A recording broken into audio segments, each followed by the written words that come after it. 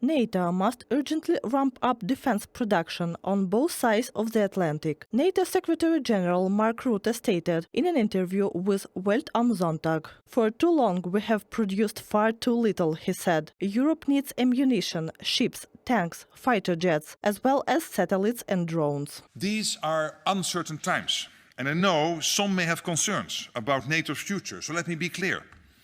The transatlantic relationship and the transatlantic partnership remains the bedrock of our alliance. I believe it is high time to make a firm decision in this case, increasing spending on defense. That is why today I arrived here to Brussels and, among other things, I submitted to the Secretary-General a written request that this matter be raised at the upcoming summit in The Hague, and that such a decision be made within NATO, that at least 3% of the GDP of the member states of the alliance, of course it could be more if anyone wants, be allocated to defense, and not by 2030, but immediately. Poland currently spends just under 5% of its GDP on defense, more than any other NATO ally. Estonia ranks second, allocating 3.43%, followed by the United States. Polish Prime Minister Donald Tusk emphasized that in 2025, Warsaw intends to spend a record-breaking 49 billion euros on national defense. Europe is determined to take responsibility for its defense, Tusk stated.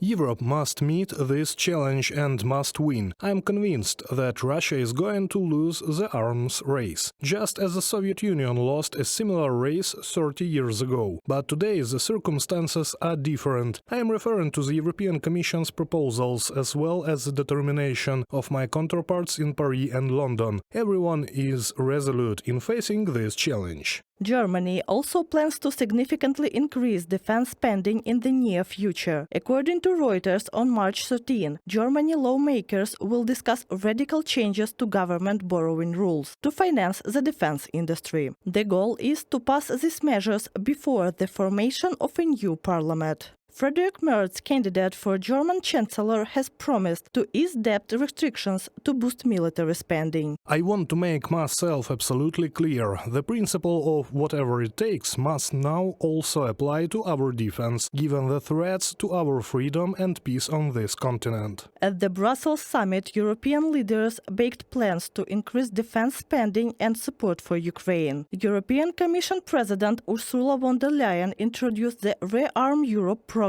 worth 860 billion euros. What we're working on with the new instrument is to enable also our member states through the joint procurement to procure the necessary military capabilities that then can be given to Ukraine.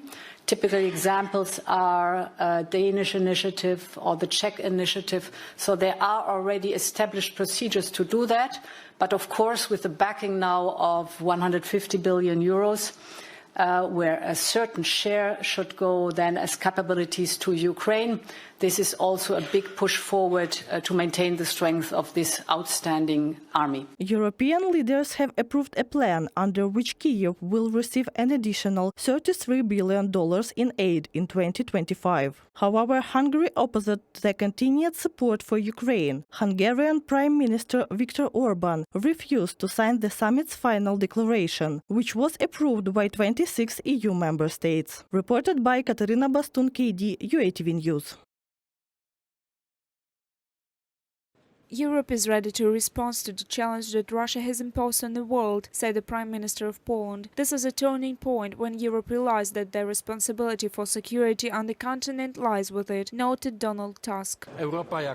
Europe must respond to this challenge and this arms race and must win. I am convinced that Russia will lose the arms race, just as the Soviet Union lost a similar race 30 years ago. But today, everything has changed. I mean, both the European Commission's proposals and the resolve of all my counterparts in Paris and London. Everyone is determined to take on this challenge. European leaders are consolidating at all levels. The ministers of defense of Ukraine and Poland, Rustem Umerov and Vladislav Kosiniak-Kamysh, discussed military assistance and key needs of the Ukrainian army. They agreed to expand cooperation on ammunition supplies within the framework of the Czech initiative, the Ministry of Defense of Ukraine wrote on social media.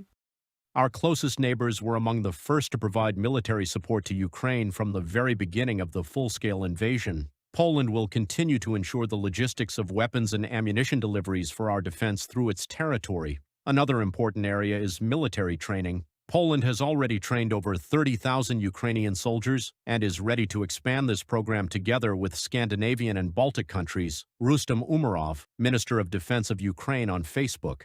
Russia has already started supplying the 46th aid package to Kyiv, valued at 200 million euros, said the Minister of Defense of Poland. Joint defense projects hold a special place in the bilateral partnership.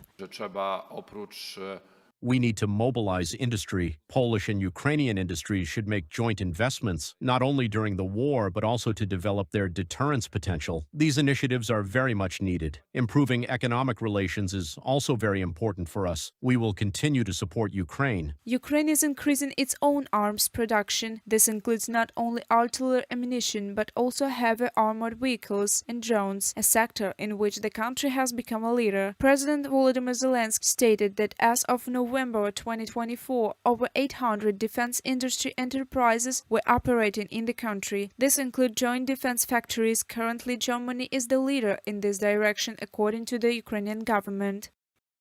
After our victory, Ukraine will have a powerful defense industrial complex with high production volumes. Accordingly, it will need buyers. Currently, the necessary partnerships are being established. Partners are getting used to buying Ukrainian weapons, tested on the real battlefield and modified to meet its requirements. Ministry of Strategic Industries of Ukraine, in comment to Ukrainian media.